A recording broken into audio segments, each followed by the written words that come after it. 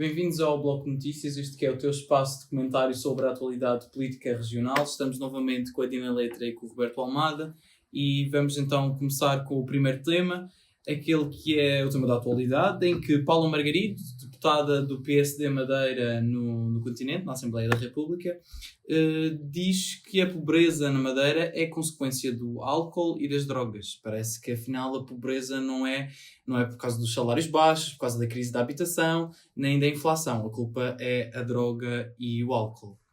Em primeiro lugar, é um negar da realidade. Todos nós vimos, ainda recentemente, um estudo que foi um trabalho de campo, que foi apresentado pela Rede Antipobreza, que foi encomendado pelo próprio Governo Regional, em que nos dava conta de que há perto de 72 mil madeirenses que estão em risco de pobreza. E além disso, todos os anos, ou com muita regularidade, saem as estatísticas nacionais onde nos colocam sistematicamente, nós e os Açores, na cauda do país em termos de pobreza. Essas declarações são a todo nível vergonhosas, porque estigmatizam pessoas que têm problemas sociais, e há problemas sociais graves na Madeira, e se eles existem, são fruto principalmente da governação e das políticas que foram seguidas pelo PSD Madeira ao longo de todos estes anos, que cada vez, e das opções políticas que foram tendo, que privilegiaram o mercado, privilegiaram grupos privados, e não atentaram àquelas que são as reais necessidades da população. Uma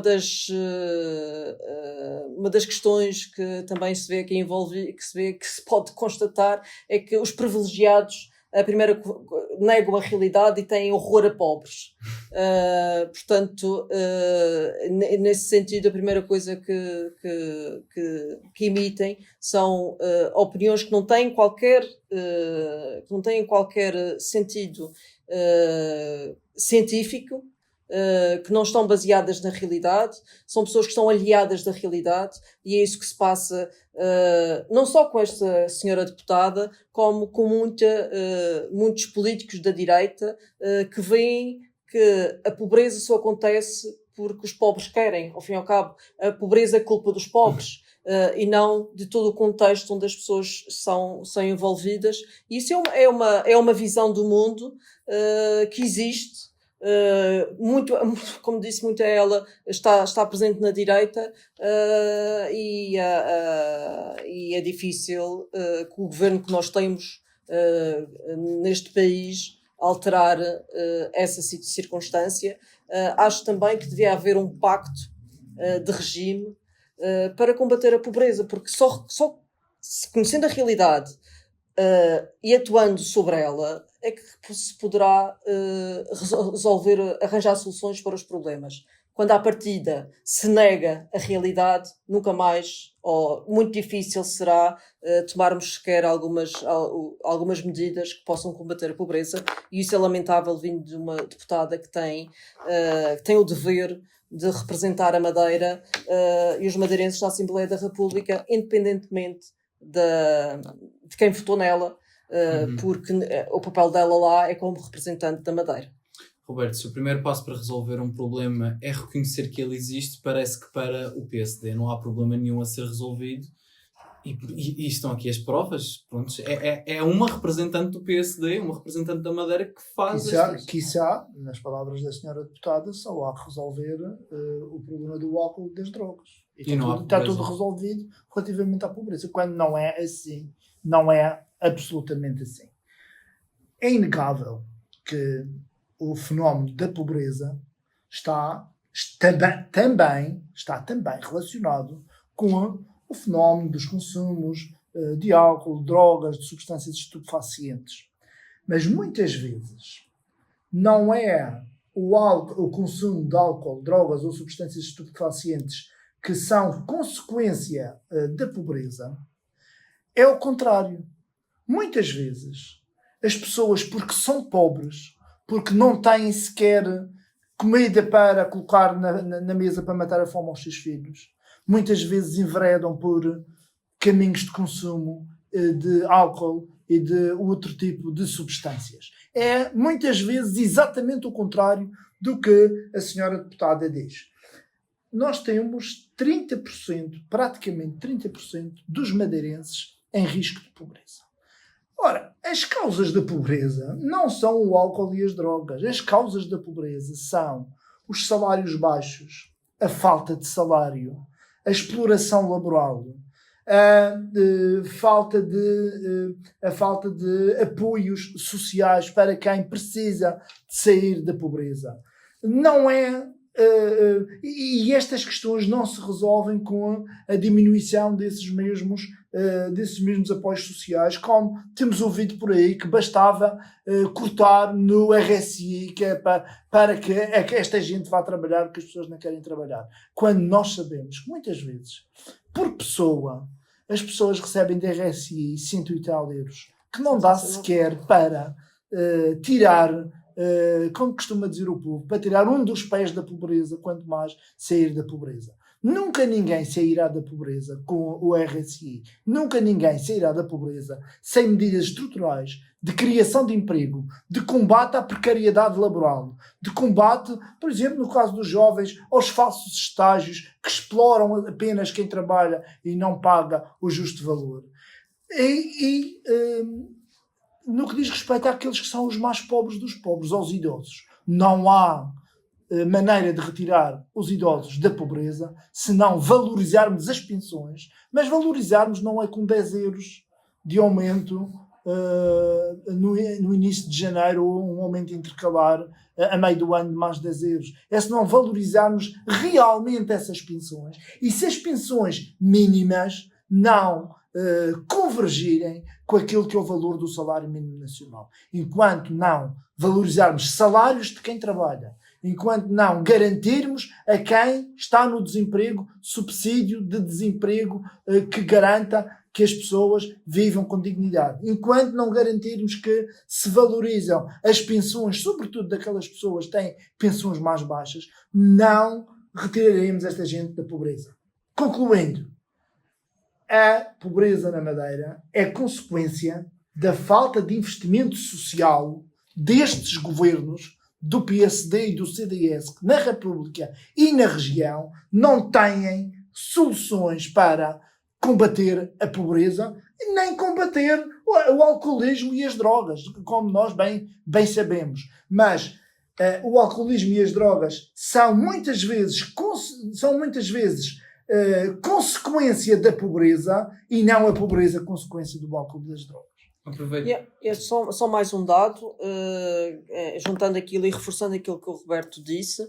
Nesse estudo que foi apresentado recentemente no Funchal, e os próprios dados também dizem isso, cada vez mais as pessoas que trabalham são aqueles que recorrem às ajudas para poder sobreviver, para poder comer na mesa o mês inteiro. Pagar, sim, e tem essa história toda das contas que as pessoas têm que optar muitas vezes entre pôr comer na mesa e pagar as suas contas. Portanto, a nota é que muitas dessas pessoas que estão em risco de pobreza são pessoas que trabalham. Portanto, a questão dos salários tem aqui um papel muito importante e é imprescindível que com o custo de vida que nós temos, os salários têm de aumentar mais rápido. Se calhar recomendar à senhora deputada da Assembleia da República que vá fazer mais um curso de cristandade, tentando aprender, isto não é diminuindo os cursos de cristandade, mas tentando aprender que nem só de pão vive o homem e não só, e é preciso de facto medidas estruturantes para que as pessoas eventualmente cresçam. A não ser que a senhora deputada seja daquelas que gostam muito da economia dos pobrezinhos, que enquanto existirem pobrezinhos estamos muito bem, porque este tipo de senhoras, este tipo de pessoas que estão no negócio da pobreza também vão aparecendo. Sim.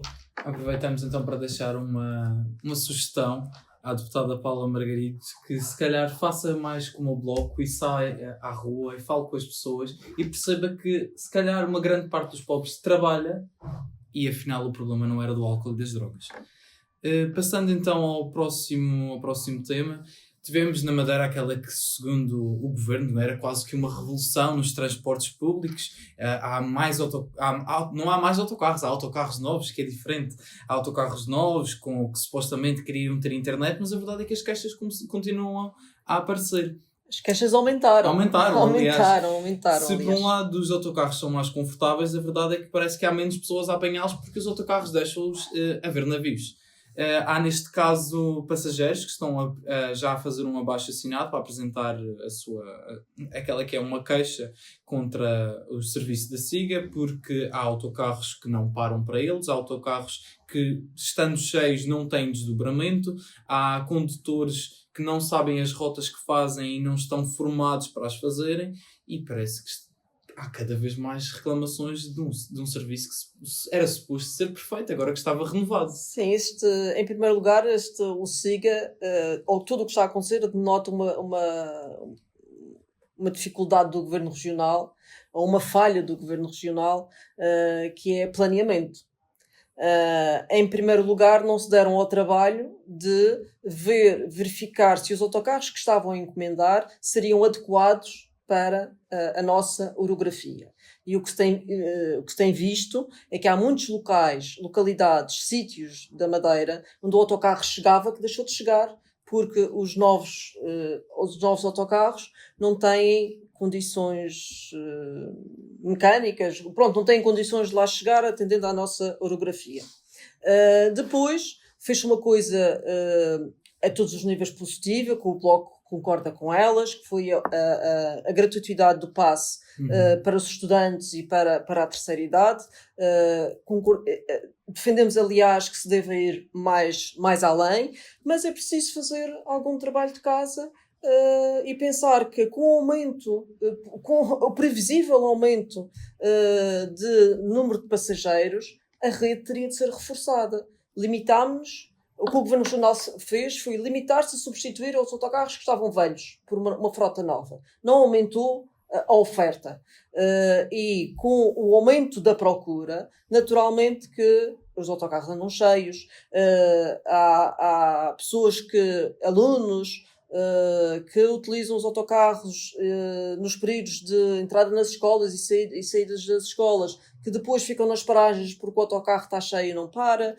Portanto, não se reforçou a rede, e isso é algo que se houvesse planeamento, teria sido bem feito, porque é positivo a todos os níveis que haja uma aposta nos transportes públicos e na gratuidade dos transportes públicos.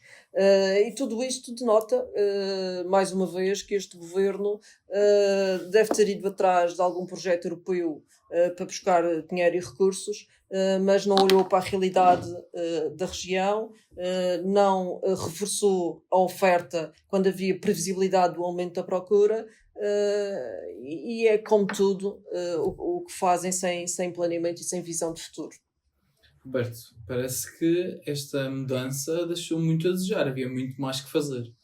Bom, esta mudança teria que ser feita, e para início de conversa, é preciso que se diga que a ideia da SIGA e desta revolução nos transportes, entre aspas, não passa de um plágio mal feito de uma proposta que o Bloco de Esquerda apresentou na Assembleia Legislativa na legislatura de 2015 a 2019. Na altura havia muitas queixas de muitas zonas da Madeira que não eram cobertas por transportes públicos. A verdade é que o Governo Regional tinha, e no seu orçamento e no orçamento da região, indemnizações compensatórias para dar à SAM, para dar à Roda Oeste, para dar aos autocarros da Camacha, para dar aos autocarros, a Camacha não, que já era horários do Funchal, mas para dar aos autocarros do Caniço e para mantendo a Horários do Funchal como empresa pública. Ora, se a Horários do Funchal já era empresa pública, o que o Bloco propôs foi que se fundissem todas essas empresas numa única empresa pública, que nós até chamamos Horários da Madeira, onde na Madeira e no Porto Santo deixassem de existir várias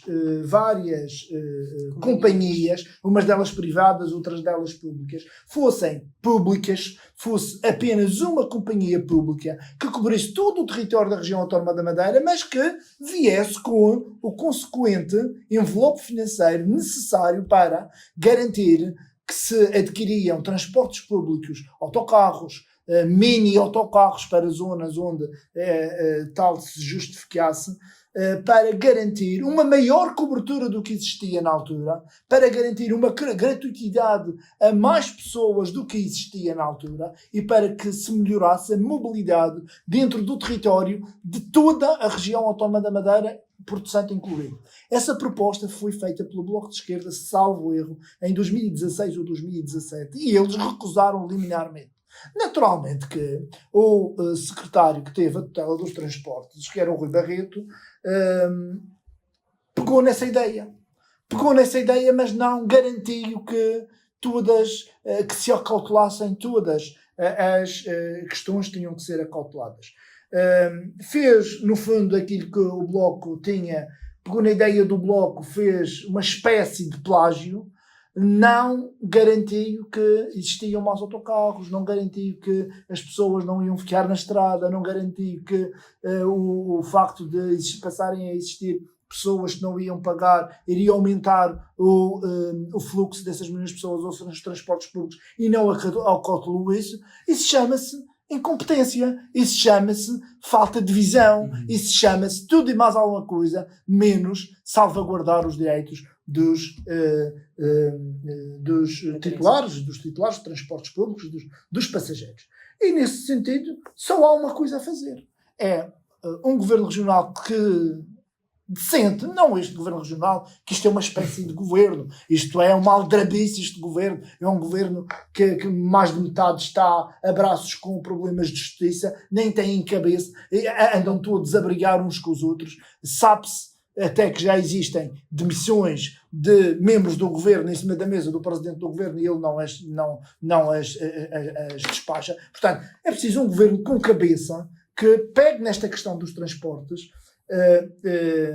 no que de bem foi feito mantenha e que melhore aquilo que precisa de ser melhorado, porque senão vamos continuar a ter graves problemas de mobilidade dentro do nosso arquipélago, problemas de mobilidade que não melhoraram quando a ideia que presidiu a esta alteração era de facto melhorar essa mesma mobilidade.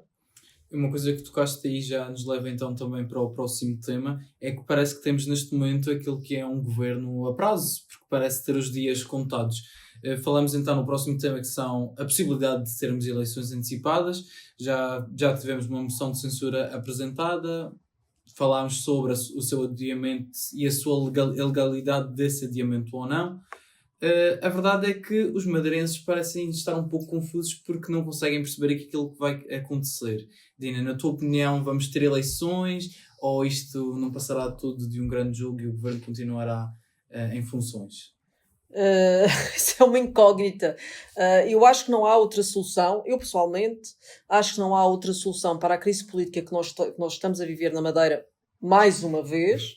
Culpa do PSD e dos seus e de quem suportou este governo durante estes mandatos. E porque esta questão da legalidade e essa questão da ética, essa questão de estarem a braços com a justiça já se estava colocada em cima da mesa quando em janeiro ou nas últimas eleições que foram em maio, porque já nessa altura o presidente do governo foi constituído arguido, era arguido, já nessa altura se falava que havia investigações ao equipamento social e às finanças. O Pedro Ramos não estava envolvido, veio-se a verificar agora nessa operação ab initio. Portanto, nada disto é novidade. Portanto, esta crise política deve-se única e exclusivamente ao PSD e a quem o suportou durante estes meses e que permitiu que formassem governo. Agora, acho que a única forma de sair desta crise que nós estamos é com eleições, é com voltar a dar a voz ao povo. Não vejo outra. Em democracia, as crises políticas resolvem-se com as eleições. Se o Chega quer chegar tão longe, é difícil de saber o que é que o Chega quer fazer, porque de manhã diz uma coisa, à tarde diz outra, à noite diz ainda outra coisa. Portanto, a ver, vamos o que vai acontecer, sendo certo que já todos os partidos, exceto o CDS, já todos os partidos afirmaram que votariam a favor dessa moção de censura, ou que votarão a favor dessa moção de censura. O que não se entende é porque se o governo já vai cair com essa moção de censura, o que é que estamos a fazer com o adiamento dessa votação? Porque é que isso aconteceu? Não faz qualquer sentido. Para aprovar um orçamento que poderia ser aprovado em caso houvesse eleições o mais rápido possível, poderia ser aprovado em fevereiro, março. Não faz sentido que assim seja, não é incompreensível a posição do PS, também é incoerente com aquilo que... Terá o PS tensões de fazer aprovar este orçamento?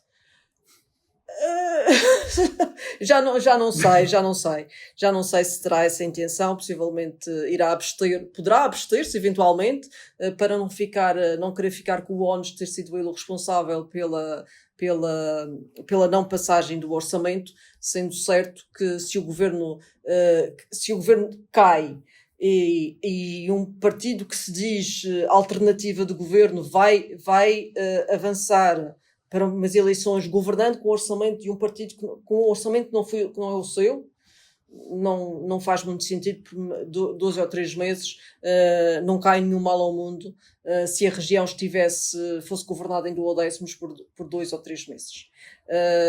A ver, vamos o que se vai passar. Eu quero dizer mais uma coisa, que é em relação à posição do Presidente da Assembleia Regional, que do meu ponto de vista foi vergonhosa. Muito pouca gente fala da posição do Presidente da Assembleia Regional. José Manuel Rodrigues, que tinha dúvidas, que é o representante máximo da região, é a primeira figura de Estado depois do representante da República. Estado não. É a primeira figura da região. É a primeira figura da região. O representante da República não é a figura da região. Sim, é a primeira figura da região.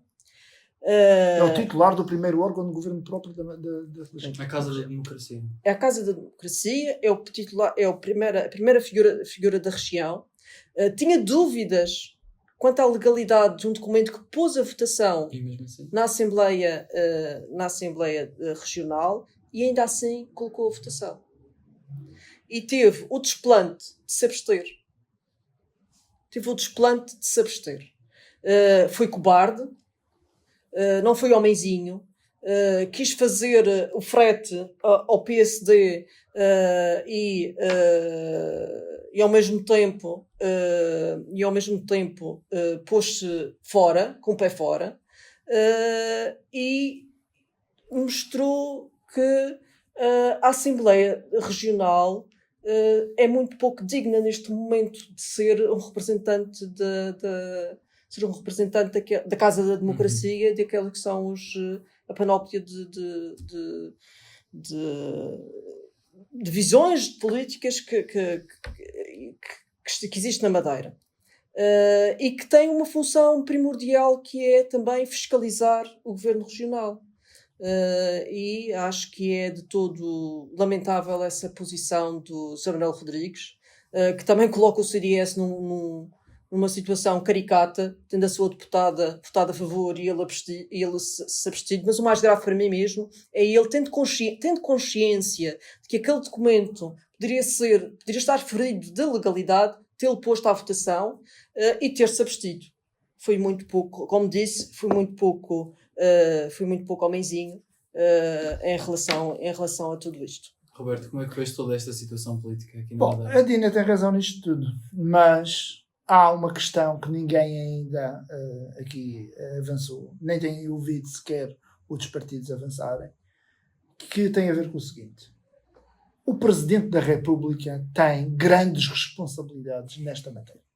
O Presidente da República teria que ser o primeiro a intervir quando foi adiada ilegalmente a discussão da moção de censura.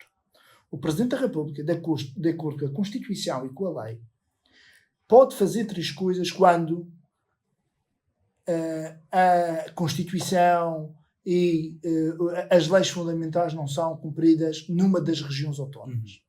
Uma é enviar mensagens à Assembleia, enviar uma mensagem ao Parlamento.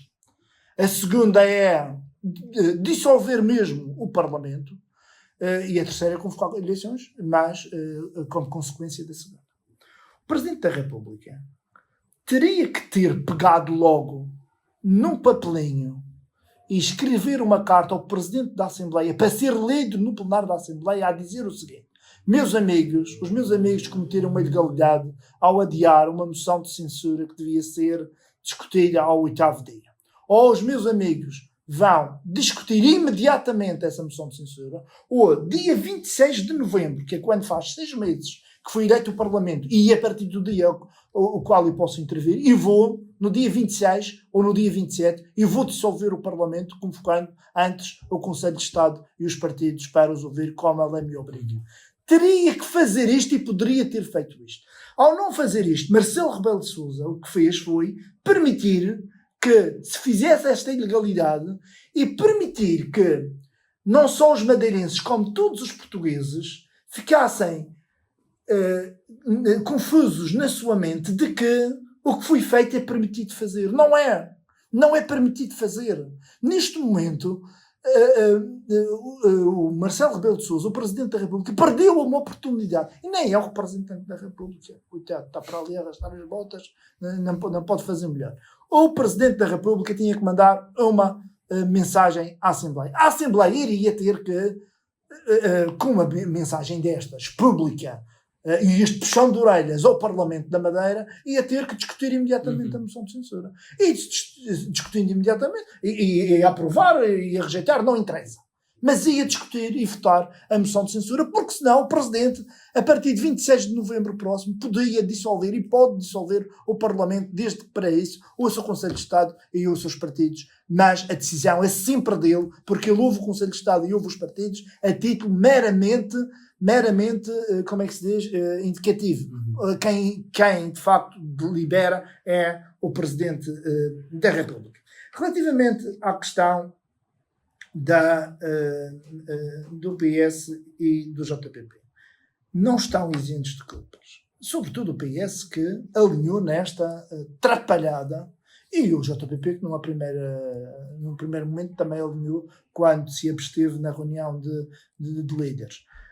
Mas estiveram embrenhados nesta trapalhada. E pior que isso, estiveram quietos e calados como ratos quando metade do governo foi constituído arguido, quando houve os incêndios, quando houve esta atrapalhada toda, e nenhum deles, com medo de perder eleitorado, se chegou à frente e disse: nós apresentamos uma moção de censura.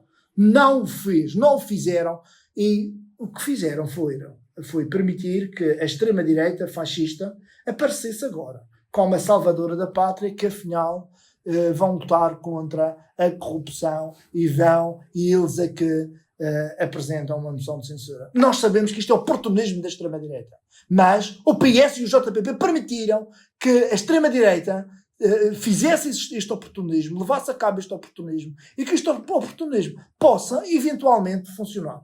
Na minha opinião, há 2 coisas que podem acontecer. Pode, agora que o orçamento vai ser discutido e votado antes da moção de censura, pode cair o orçamento e o próprio Governo Regional se demitir, e aí já não há moção de censura nenhuma. E a moção de censura fica sem efeito porque o Governo Regional demite-se. Ou não se demite, como já disse Miguel Albuquerque, não se demite. Há uma moção de censura e a moção de censura é aprovada ou não é aprovada. Eu acho que há grandes possibilidades de ser aprovada, até por quem já disse que iria votar a favor. Mas não nos esqueçamos da 4ª deputada do Chega, que pode estar a ser aliciada para não acompanhar o Chega na votação. Não nos esqueçamos que a própria deputada do PAN, que já disse que vai votar a favor da moção de censura, pode ser aliciada com mais umas coisinhas para os animaizinhos, com mais umas coisinhas, com mais uns brindezinhos e abster-se.